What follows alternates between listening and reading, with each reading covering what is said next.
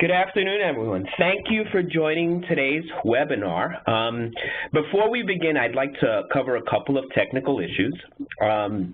If you come across any problems during the webinar, please chat to the host. You can find the chat box on the right side of your screen, and if it does not appear, click the dialog bubble on the top right toolbar and it'll pop up. And once it does, again, you can chat in to any problems to the host. During the webinar, you can also chat comments or questions to the panelists. We will compile and hold questions until the end of the presentation, and at the end during Q&A, I'll be sharing those with the presenter. Thanks again, and let's get started. So on behalf of the Community Technical Assistance Center of New York, it is my pleasure to welcome you to today's webinar, Care for All, Creating Safe and Healthy Classrooms. My name is Jim Rodriguez, and I'll be the moderator for this webinar. This is the second of a webinar series on trauma-sensitive schools. By way of a reminder, last week we kicked off this series with a three-tiered model of trauma-sensitive schools. And during that webinar, we covered a lot of material on the rationale for looking at trauma-sensitive schools, including what we know from the ACEs, the Adverse Childhood Events Study, as well as other information regarding trauma and the effects on the brain and learning. So in many ways, that material has been covered. That will not be covered in today's presentation, even though we will be talking about trauma in schools. I just wanted to clarify that. Today's webinar focuses on Tier 1, or universal interventions, that we covered in last week's presentation. These are classroom-based interventions that all children can benefit from regardless of exposure to trauma, but are particularly critical for children who have been exposed to trauma or adverse childhood events. At the end of today's webinar, please complete our brief survey to give us some ideas for topics you would like covered in this series, and we'll also give you some idea of upcoming installments of this series as well. Today, we are fortunate to have Dr. Elise Capella of New York University. Dr. Capella is a clinical and community psychologist and an associate professor of applied psychology at the Steinhardt School at New York University.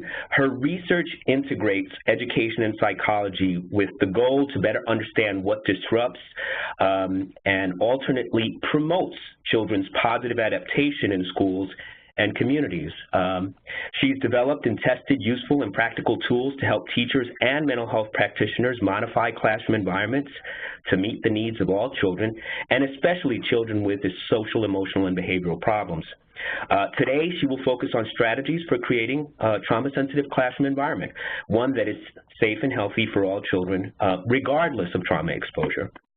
So with that said, Dr. Capella. Thank you so much, Jim. I really appreciate that kind introduction. I'm really glad to be here.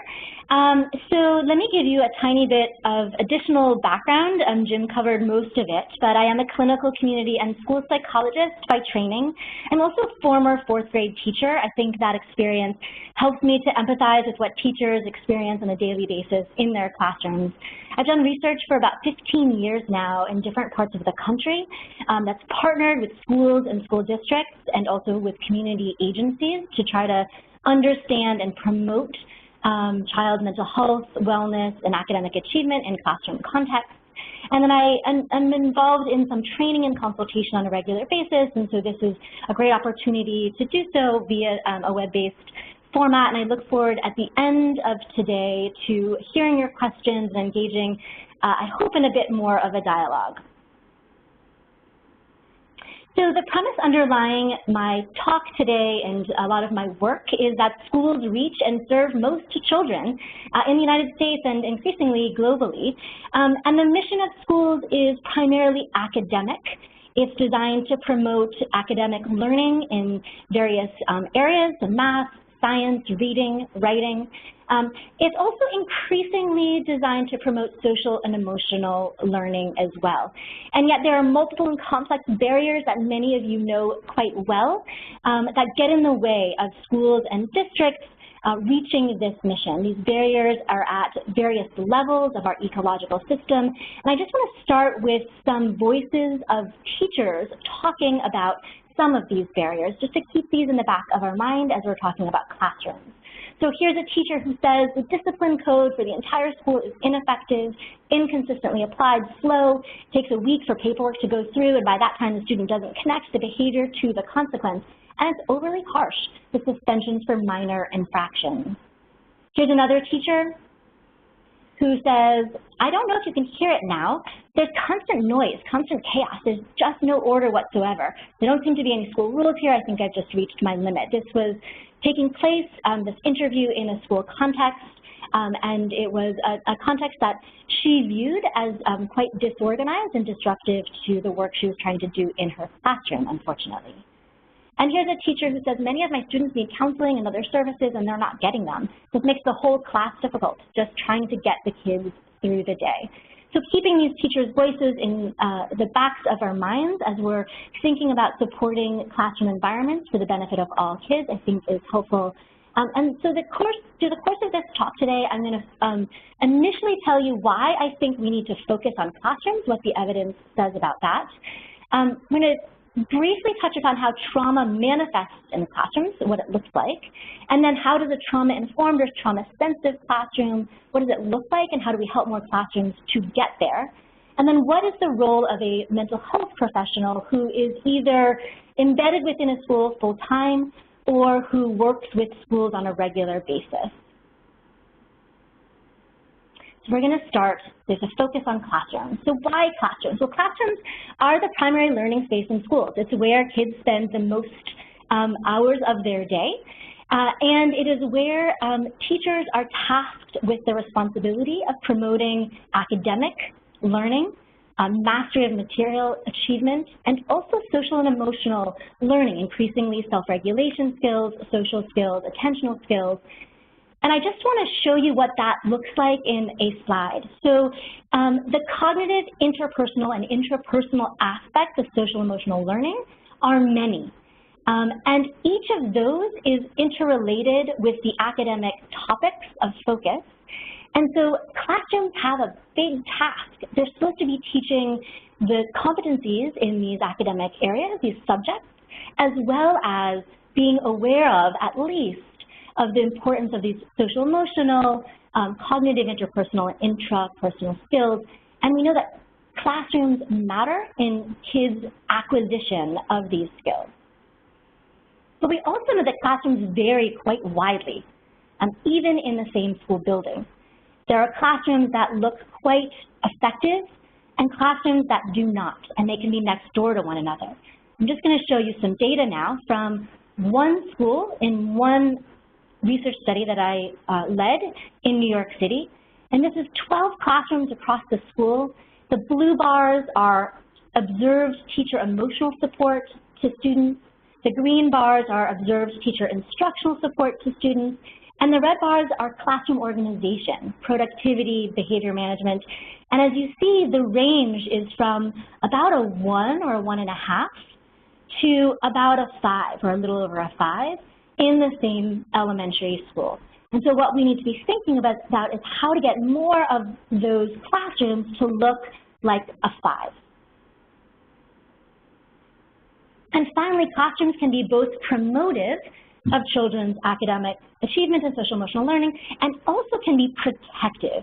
And Jim mentioned this in the introduction. This is particularly true for students facing risk related to poverty and stressors that are accompany poverty, and also related to trauma exposure, both chronic kinds of trauma, such as homelessness, which is a problem that's increasingly prevalent, certainly in the city that I reside in, as well as acute trauma, such as exposure to a violent event, which we've heard about quite often recently in the news, unfortunately. And so here's some data from my colleagues Bridget Hamry and Bob Pianta, who are at the University of Virginia, and they studied a large sample of young students in kindergarten and first grade. And I want you to attend to the far right side of your screen, and that's Classrooms that are high in emotional support, where teachers are highly sensitive to students' needs, where there's a lot of positive, warm interactions that occur, where there's regard for students' perspectives. And in classrooms that are high in emotional support, kids who enter school in kindergarten with one or more problems, externalizing behavior problems, attention problems, social skill difficulties, academic behavior problems, when they find themselves in a classroom with high levels of emotional support, they look like kids with no problems in terms of their achievement at the end of the year. And so this is really important. Classrooms matter for all kids. Quality of classrooms matter for all kids, but are particularly powerful for kids who may be experiencing difficulties. Some of these kids have experienced traumatic events in their lives. So now we're going to move to how trauma manifests in classrooms, what a trauma-informed classroom might look like, and how we help more classrooms to get there. So here are some trauma symptoms that will sound very familiar to many of you, so I'm going to spend only a moment on them. Things like feeling scared or out of control, feeling on guard, being hyper alert, hyper vigilant, feeling angry, sometimes unpredictably so, feeling shame or guilt about what happened, avoiding particular people, particular places, particular things, ruminating about the experience all the time, or on the other hand, wanting not to think about it and trying to block it from the mind, and then having nightmares, having trouble sleeping, and having poor quality sleep overall. And then what this looks like in classrooms is what you might imagine. These children might be more easily upset. They might be hyper alert, particularly reactive to when they don't know what's going to come up next.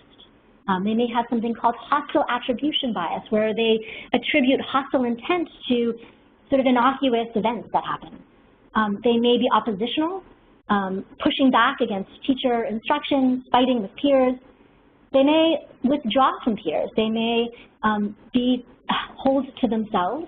They may look down and not want to engage with peers. They may avoid particular things that are happening in the classroom, particular people that trigger them in some ways.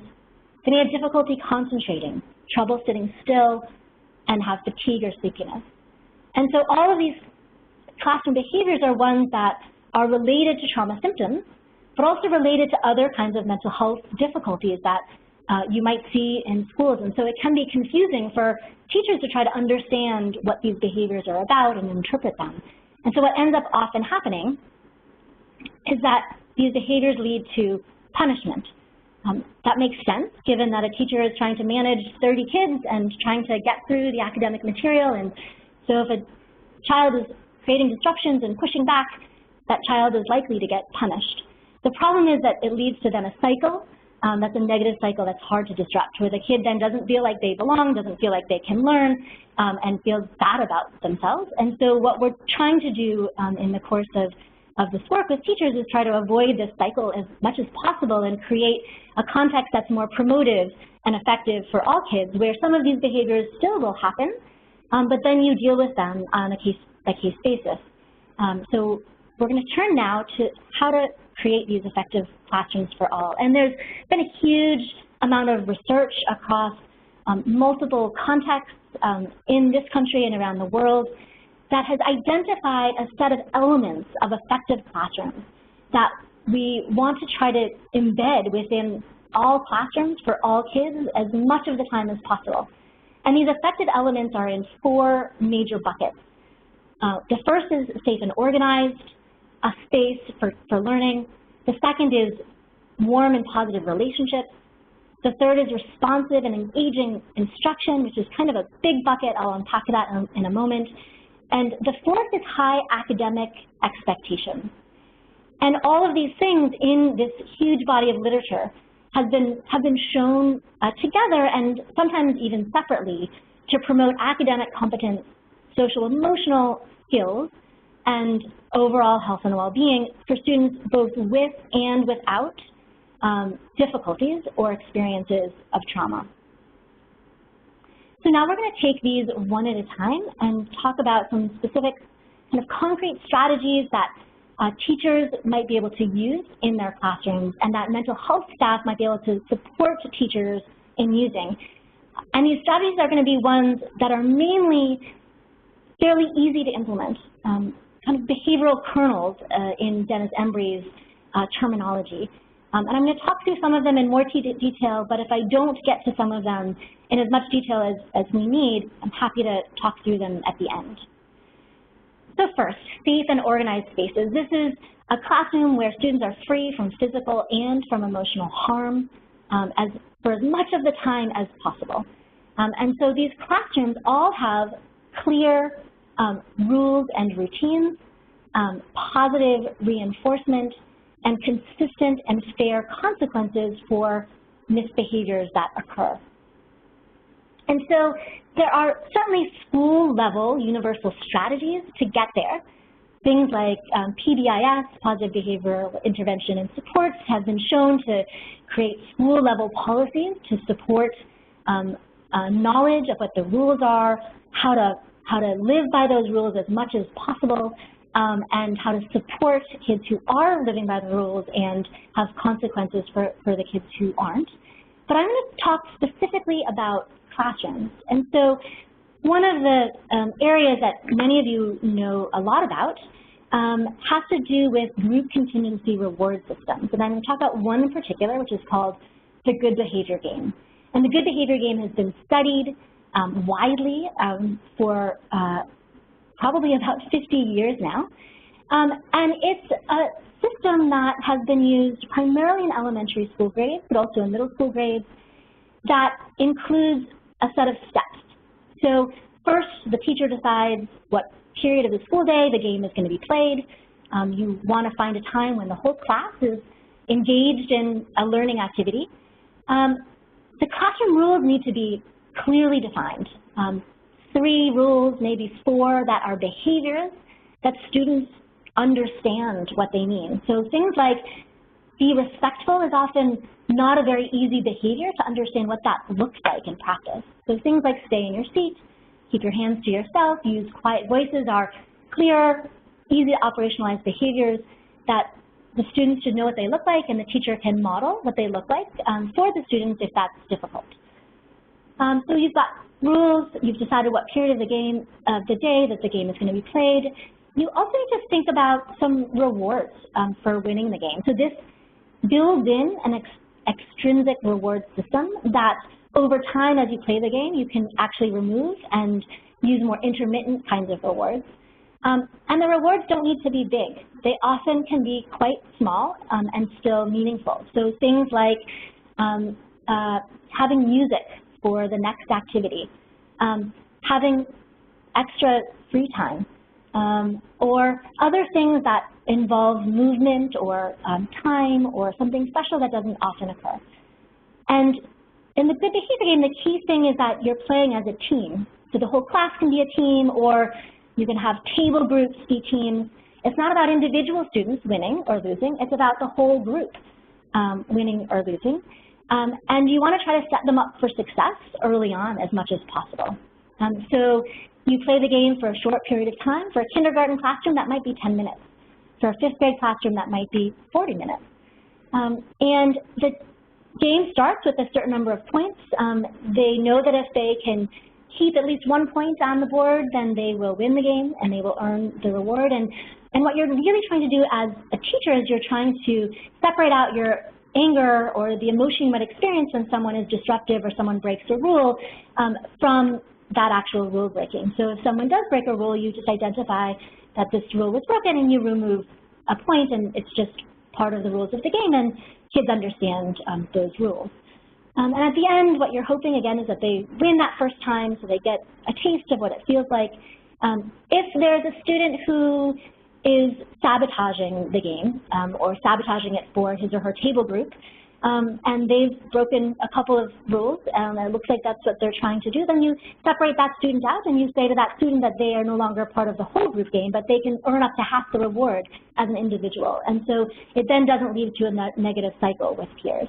So that's a long explanation of the good behavior game, but it's been shown time and time again to have positive impacts both on academic behaviors as well as on academic learning in classrooms. So another kind of strategy is self-monitoring, and many of you might have used self-monitoring cards with kids as individuals, but you can actually do this at the classroom level as well. So here's an example of a self-monitoring card. This can be individualized for any classroom, and what you're really trying to do is help the kids to begin to reflect on the classroom behaviors, and it can be these behaviors or really any behaviors that you want to focus on. It could be about completing work or about being positive with one another using positive language. And so you're building capacity for self-reflection across the whole classroom. You're helping the students to identify what went well and what didn't go well in a given time period. There can be rewards attached to this as well, and self-monitoring as an intervention for individual kids has been shown to have high levels of efficacy as well. So a third area that I'm going to touch upon only for a moment is when someone does need help or when someone does need to be redirected, what that can look like. And oftentimes teachers end up escalating situations without meaning to, rather than de-escalating a situation. And so things like having visual or verbal cues or a lowered voice or a bell or a chime when the classroom needs to be redirected, when individuals need to be redirected, eye contact, having a gesture that you've identified with that student to help redirect them, using that student's name, getting close to that student while you're continuing to talk, can all be helpful ways of getting people back into a safe and organized space. And then help signals are when someone is really struggling, when they might be experiencing something that's not going so well, and they need a little bit of extra help. So things like a hand motion or a help flag or help card that is identified in advance is an unobtrusive way to identify who needs help, and also how you can come and find them to give them your attention when it's possible. And finally, although this area of work is less well studied, it's increasingly of interest to school districts and to states. A more mindful or kind of restorative approach can be used to help calm down classrooms, to help teach kids how to center themselves, how to talk in productive and positive ways about conflict. And these things I'm going to spend less time on because the evidence is not quite there yet, and yet are potentially quite promising approaches. So a second area is warm and positive relationships. This is where all students have a connection with at least one adult and at least one peer in their classroom. And there are many opportunities to form and strengthen these connections across the school day. And I'm going to, again, give you a few behavioral kernels, small things that teachers can do to help build warm and positive relationships in their classroom. So here's an example, positive peer reporting. In elementary school classrooms, this is something called peer tootling rather than peer tattling. You can randomly choose a star for the day where you go through kids one by one, or over the course of a week, you choose out 6 names or 5 names of kids, or a name of a kid at each table, where the kids around them then say one thing that that child did that day or that week that was helpful. They got the ball for me at recess, they let me borrow a pencil, they encouraged me when I was feeling down. And a kid who doesn't normally hear positive things, when they hear those positive things from their peer, feels pretty good, and it builds good relationships across the classroom. Another example that sounds very similar but is actually a note that's sent home is called the Good News Note. And this builds relationships with between teachers and families, and also between teachers and kids. It's identifying kids who did something, anything that was good that week, and sending a note home rather than waiting for something bad to happen to reach out to their family. And I've had research trials where we've used this and where I've heard that a parent will keep this Good News Note on their refrigerator all year, 9 months, because it meant so much to receive it. And so that was something that the parent took pride in, and that the kid really took pride in, and helped build a connection with their teacher. Student celebrations are small things, small rituals, small routines that you can do to help build a feeling of positive, warm relationships. Student news board for older classrooms, a special clap or snapping for any classroom to celebrate a job well done.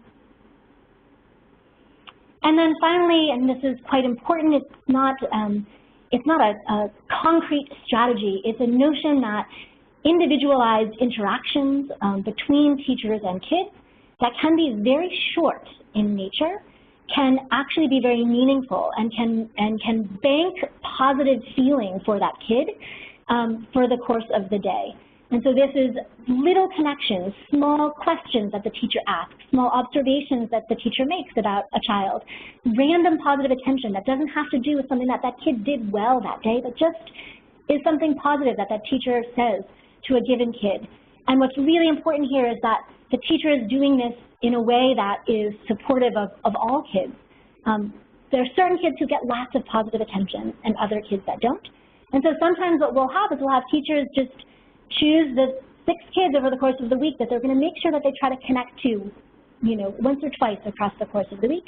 And then the next week it's another 6 kids so that they get through all of those kids.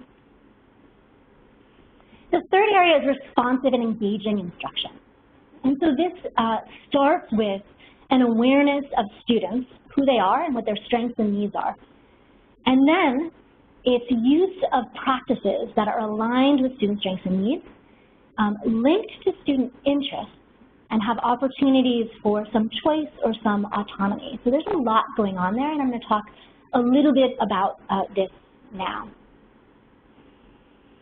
So the first is this notion of awareness. So how are you aware of student strengths and needs? Now, we were just talking about individualized interactions, and so asking a question of a student and greeting a student at the door and hearing something about their morning or their weekend is a way of building awareness of students' strengths, needs, and interests. But there's other things to do as well, and mental health professionals in work that I've done have used something like this, where they've come in and observed in a classroom for 30 minutes of a period that includes maybe a transition as well as some academic instruction. And they observe the teaching practices and the kinds of interactions the teacher is having with the students. And they also observe an individual student or two and what's happening simultaneously for that student while the teacher is engaging in particular practices. And this helps to build understanding for that mental health professional.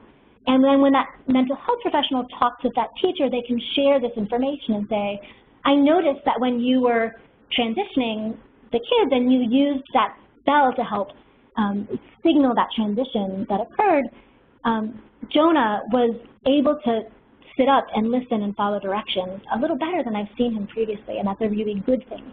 And so observing both positive things that are happening and not so good things that are happening helps to understand the individual students' strengths and needs in the context of their classroom. So this is a strategy that won't sound like a very easy to implement strategy, but I think it's incredibly powerful and something to be considering as a mental health professional working with kids in classrooms and working with teachers. And it's called peer-assisted learning or cooperative learning. And there's been a plethora of research studies that have then been compiled into meta-analyses and reviews that indicate that when this is done well, at a behavioral kernel level or at a larger level, that kids learn how to socially interact with one another in more positive ways and more productive ways, and also learn the academic material faster.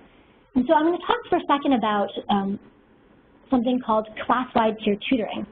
And this is something that will sound very academic in nature, and so for a mental health professional, maybe you'll say, this doesn't feel relevant to me. But what's really lovely about class-wide peer tutoring is it gives kids an opportunity to work together and gain social skills while they're gaining academic material. It's also responsive to the kids' level, academic level, their strengths and needs academically, and it's responsive to their interests because they like, when in structured settings, most kids, even kids who've experienced traumatic events, really like working with one another in ways that are supported. And so class-wide peer tutoring involves some preparation of the teacher. It means that if you're going to do this in reading, for example, you take your third grade class and you rank them from highest to lowest in reading. Obviously, there's going to be some rankings that are not exactly right, and that's okay. But the point is that you want to pair kids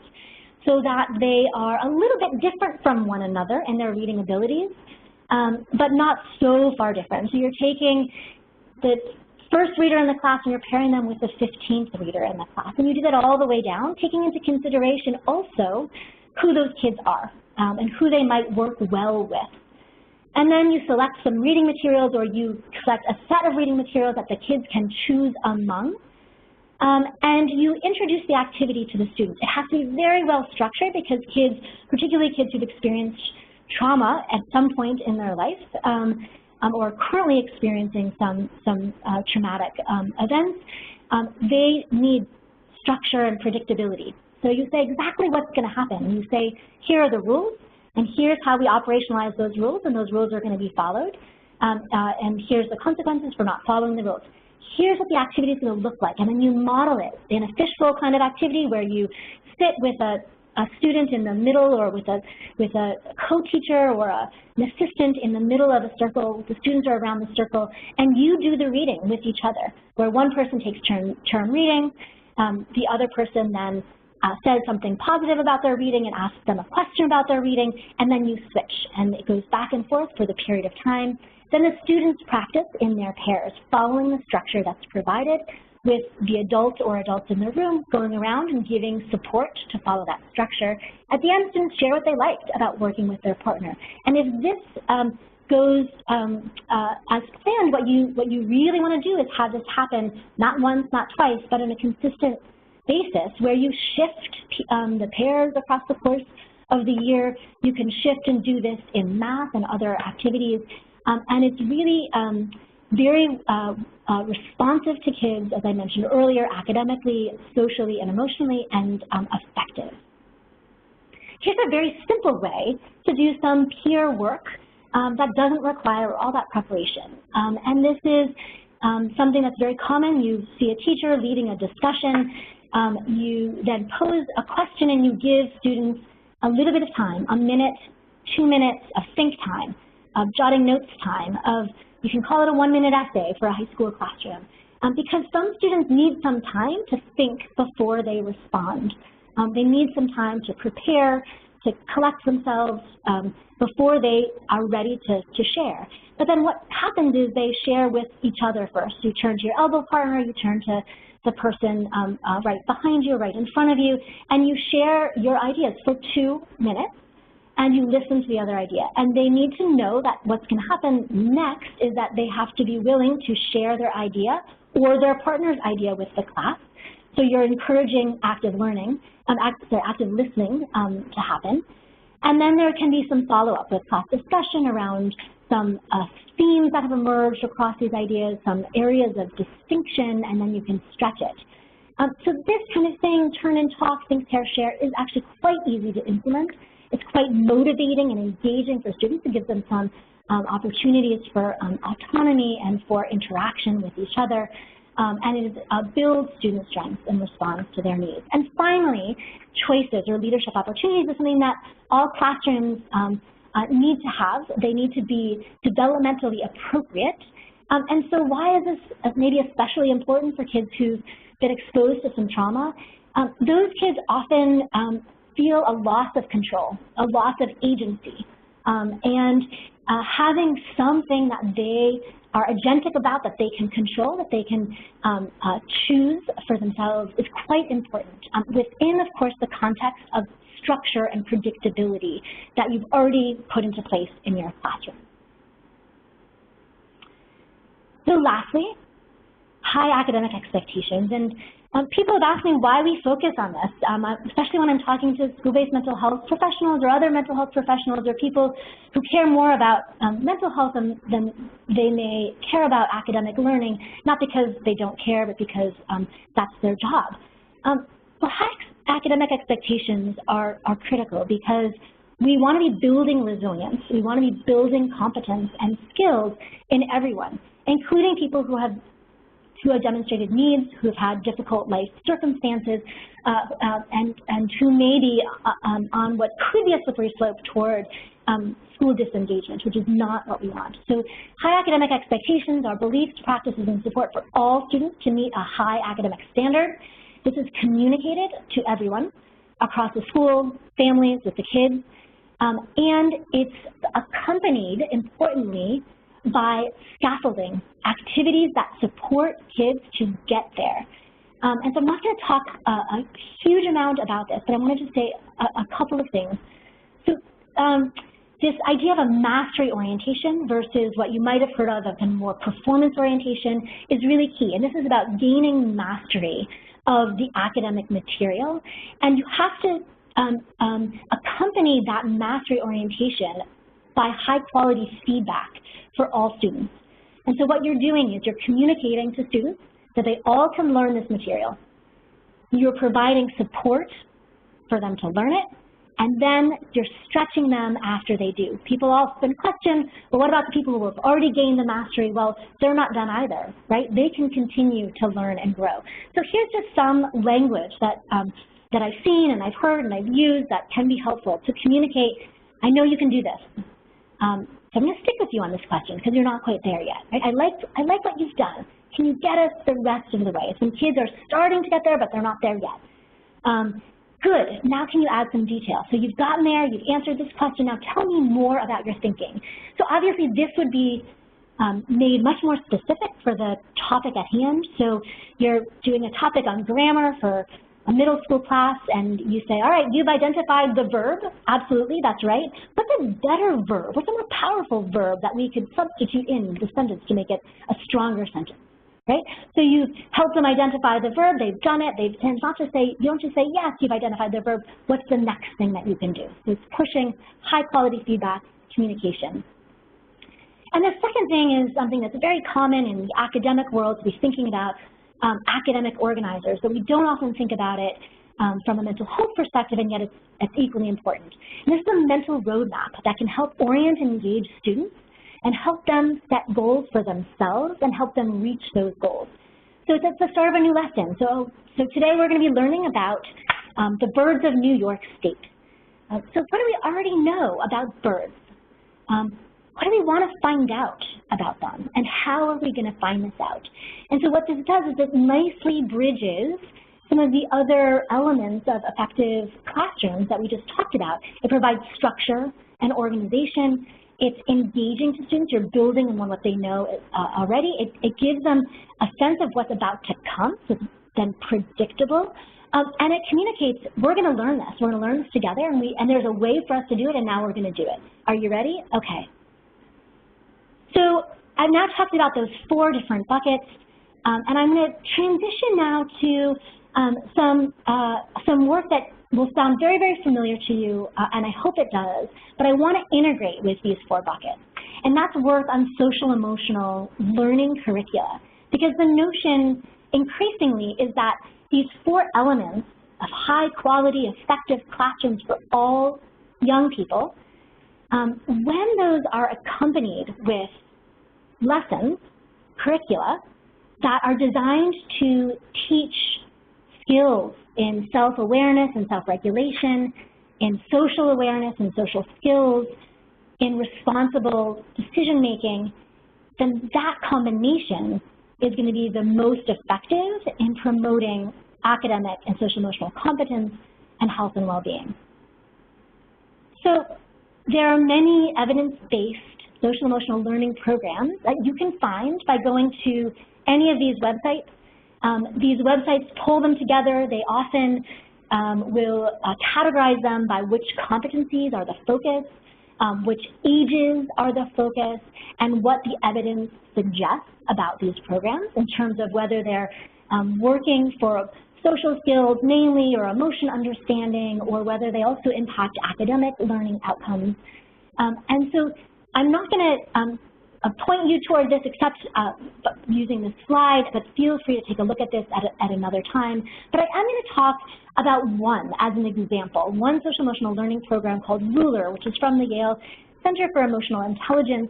And this one is focused mainly on emotions, on recognition of emotions, on understanding them, on labeling them correctly, on emotional expression, and on emotion regulation, both for the teachers and other school staff, and also for the students.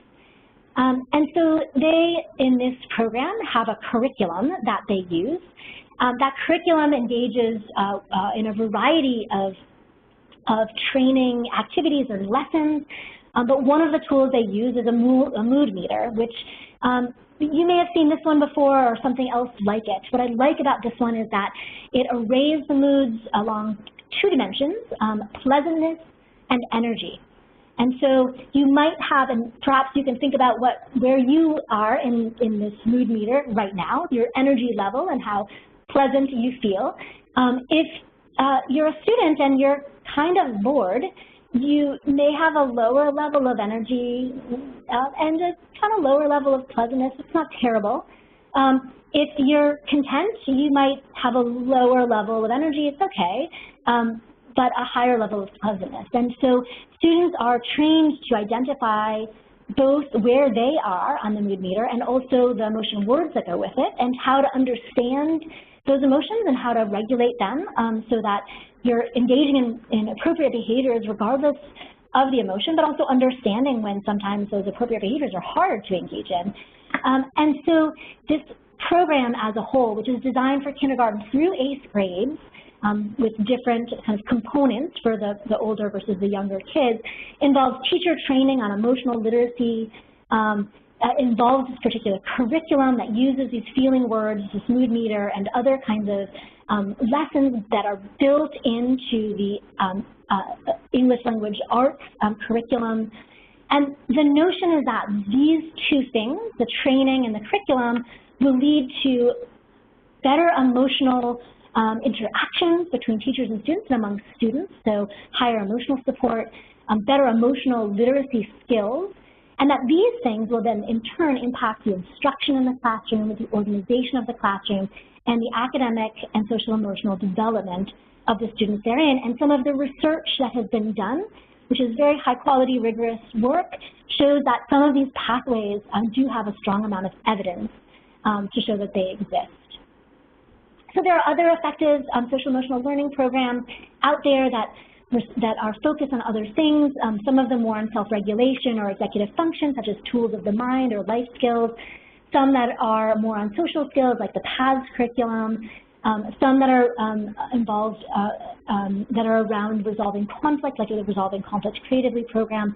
But again, feel free to take a look at these kinds of curricula and programs and identify whether there's one that might be a good fit for a given school or district, and also identify the common elements across them, because there are many of those.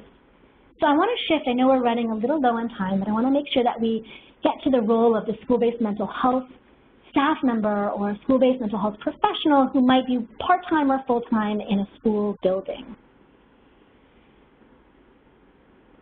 So I think the first role that a school-based mental health professional can play is to share information. This is sort of the typical psychoeducational role that a lot of mental health professionals play on a regular basis with parents and other people who care for kids. And this is really specifically around trauma and what trauma is, how it affects young people, what does it look like, how does it manifest in schools and classrooms, and what can staff do to support students who might be experiencing some traumatic events in their own life, or might be at risk for experiencing those later on. And I'm going to say not much more about this, except that Jim Rodriguez's initial presentation about trauma can be really helpful when you think about what kinds of information to share with schools and school professionals. The second role that they can play is they can provide support or coaching to teachers in classrooms, and this is pushing into a classroom, not pulling the teacher out and talking with them, but coming into a classroom and helping that teacher to begin to build a little bit of reflection into their teaching practice, helping them to use some of those kernels, those small evidence-based strategies that we talked about earlier, like the good behavior game or like peer-assisted learning. And then also the last thing is they can help help the teacher, the teacher to implement social emotional learning lessons or curricula. And we know from increasing amounts of research that these curricula sometimes are not that effective without accompanying support for teachers to deliver them in the best way possible. And so, for example, in my own work, we've done some of this, where we've worked with mental health staff. We've provided some training and support around high-quality classroom environments and the strategies to help teachers to get there.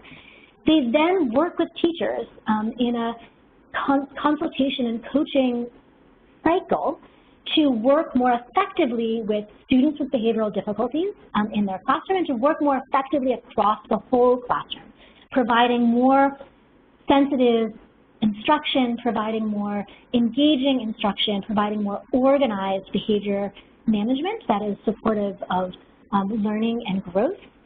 And these two things in turn were hypothesized and have been shown to affect with students and classrooms. So this is a very quick model, a figure from this research trial in New York City, where we found that consultation and coaching just for 4 months, about twice a month, impacted teachers who had low levels of emotional support at the beginning of the year to improve their class-wide emotional support, and impacted kids in terms of their relationships with teachers, their closeness to teachers, the level of victimization by their peers, which decreased, and their academic self-concept, their notion of themselves as a learner, as belonging in the classroom, as being able to handle the work and being motivated to do so. And so the last piece, and I know I'm going quickly here and I'm happy to answer questions at the end, is that school-based mental health staff can model self-care. So compassion fatigue is real. Stress in schools is real. And so we as adults who are working with kids who are experiencing a lot of stress in their own lives and bringing them into the school, we need to take care of ourselves in order to take care of them. And so this is making a self-care plan that is attuned to emotional, social, environmental, professional domains in one's life. It's embedding some concrete practices into your own daily routine to build your own self-care. And that is going to be different for everybody, what that looks like. But making sure that those are embedded into your routine, and then continuing to monitor your own sense of wellness and adjust that plan as needed. If the caregivers are not doing okay, it's going to be hard to be giving the care that the kids need. And so this is something that I think school-based mental health staff can really model for the other members of their school building. And so in sum, I really just want you to leave with a few things. One is that classrooms matter, that there are a set of elements that we want all classrooms to have across the ages, from pre-K through 12th grade. A lot of my examples I gave were geared towards slightly younger classrooms, but there are examples for older classrooms as well. And these classrooms matter not only for all kids, but they are protective for certain kids. They are protective for kids who may be experiencing stress due to poverty and related stressors, as well as due to trauma. And that daily practices, these small behavioral instructional kernels that teachers can use on a daily basis, combined with social emotional learning instruction or training, might be the ideal. The research evidence is not 100% there yet, but separately these things matter, and together they might be the ideal. And that mental health staff play a role, that they matter in this process, that they can share information, they can provide coaching, training, and support to teachers, and they can model self-care. And the goal here that we just have to keep in mind is competence, health, and wellness for all kids, and for the adults who care about them. So thank you so much for your time, and I'm really happy to entertain and answer questions. Phenomenal. Fantastic, Elise. Thank you for that wonderful presentation. We're going to move to questions very quickly. A few have been coming in as you've presented, so I'm just going to jump right into them. One that came up early in the presentation was, and I'm not sure if you answered it later, but there was a question about how you measured observed emotional support in the studies that you've done.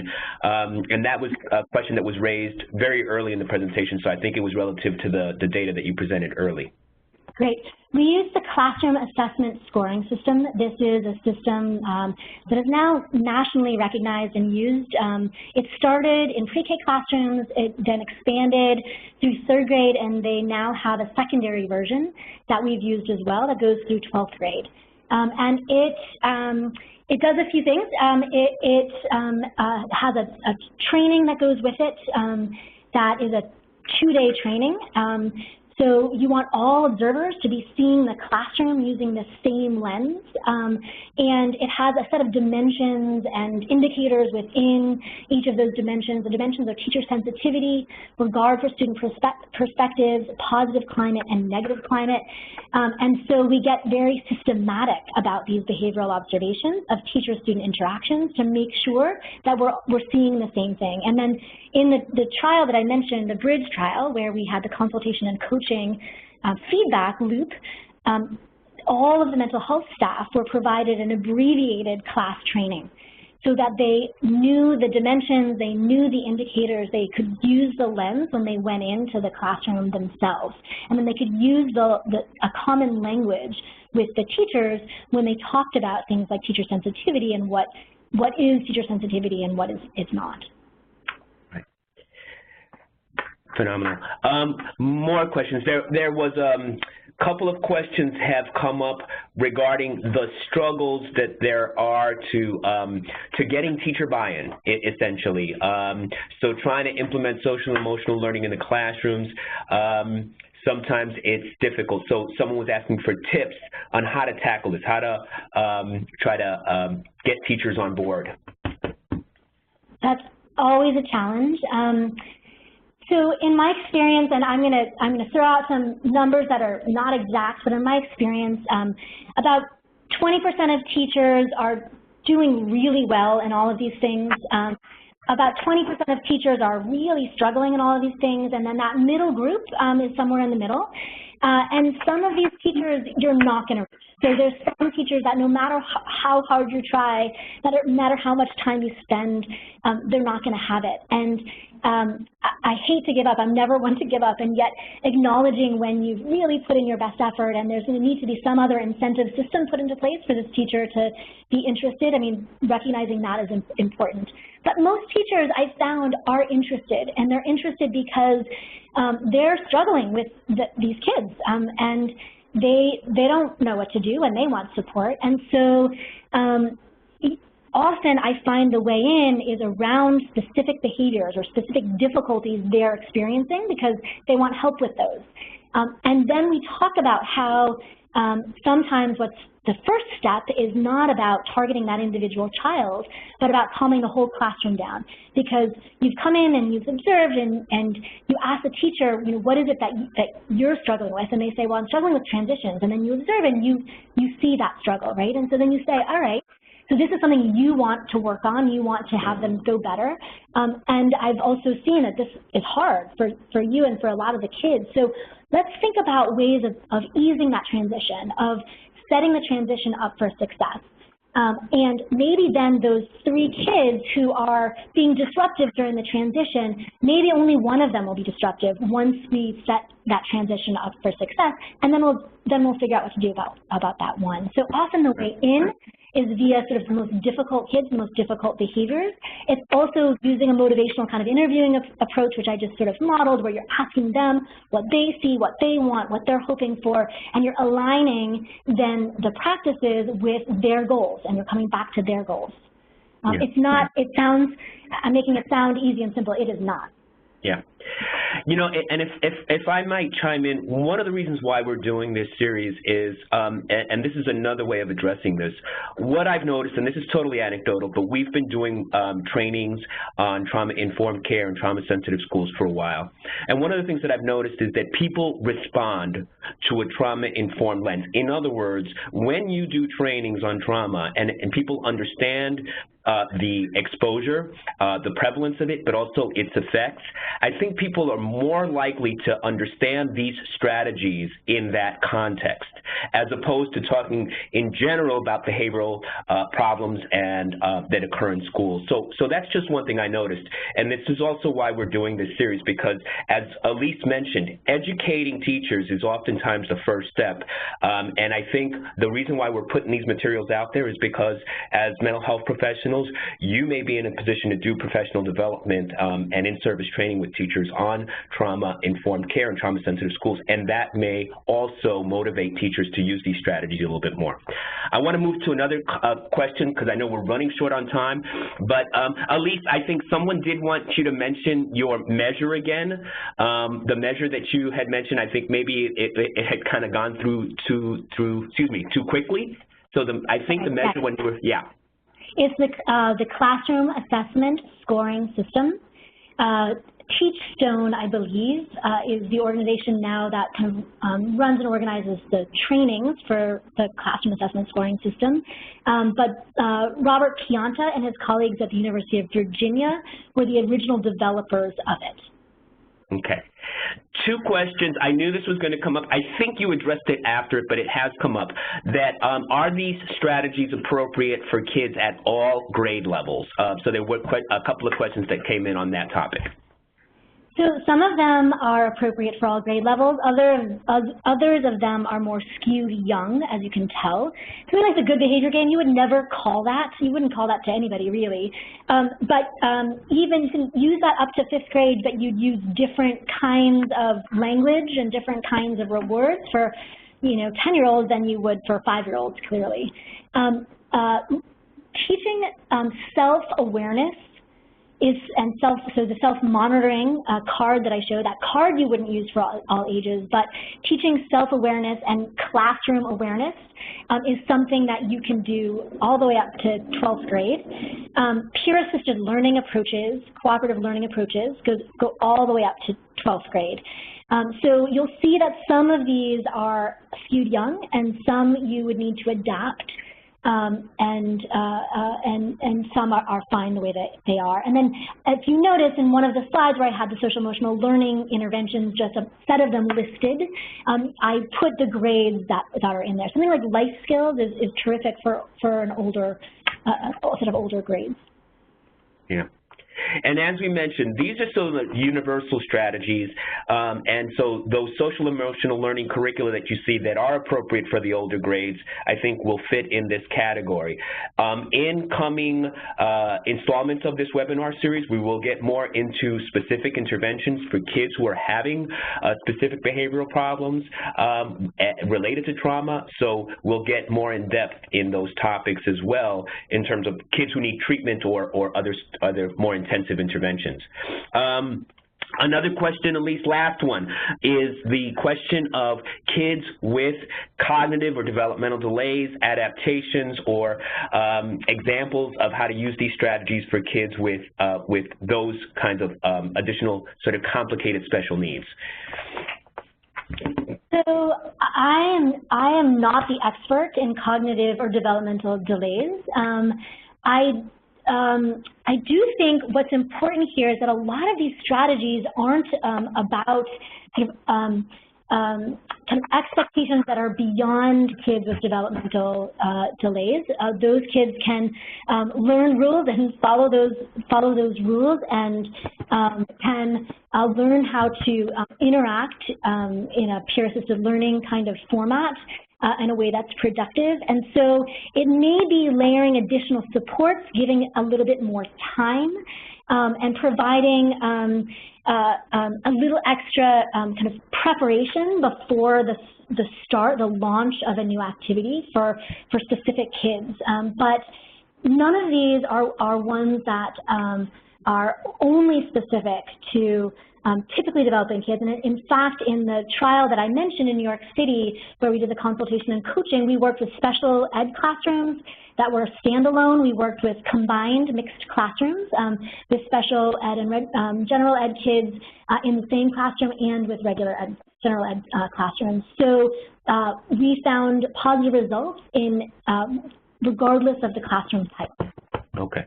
Elise, can you do me a favor and advance to the slide, the last slide with upcoming events? There you go. All right, so very quickly, thank you, Elise. That was a wonderful presentation. I'm sorry, I know we have other questions. Just to remind you, the PowerPoint slides and a recording of the entire presentation will be available on the CTAC website shortly, so you'll have that information. Upcoming, we do have the third part in this series. Dr. Aram Nadeem is going to do some work on specific approaches, interventions at that second tier, at the more selective level, looking at specific interventions that have been developed to intervene with kids who've been affected by trauma who may need more services. And coming soon, we're going to have a Tier 3 installment as well. Sarah Kate Bierman is going to be talking about interventions for kids who need intensive services, who need treatment services, and what that might look like in schools. And then we're also going to have a webinar on restorative practice. I want to remind you that when you're done, please, on the survey, if there are topics, I know this issue of cognitive and developmental delays is one. If you think that's something that is worthy of being a larger topic within this webinar series, please let us know. We'll try to find someone. And by the way, we do know that kids with severe disabilities are more at risk for being exposed to trauma than kids who are typically developing, so that would be an appropriate topic to have in this series. Again, I want to thank Elise Capella, and I want to thank you all for joining us on this webinar. Thank you, Jen. Take care, everyone.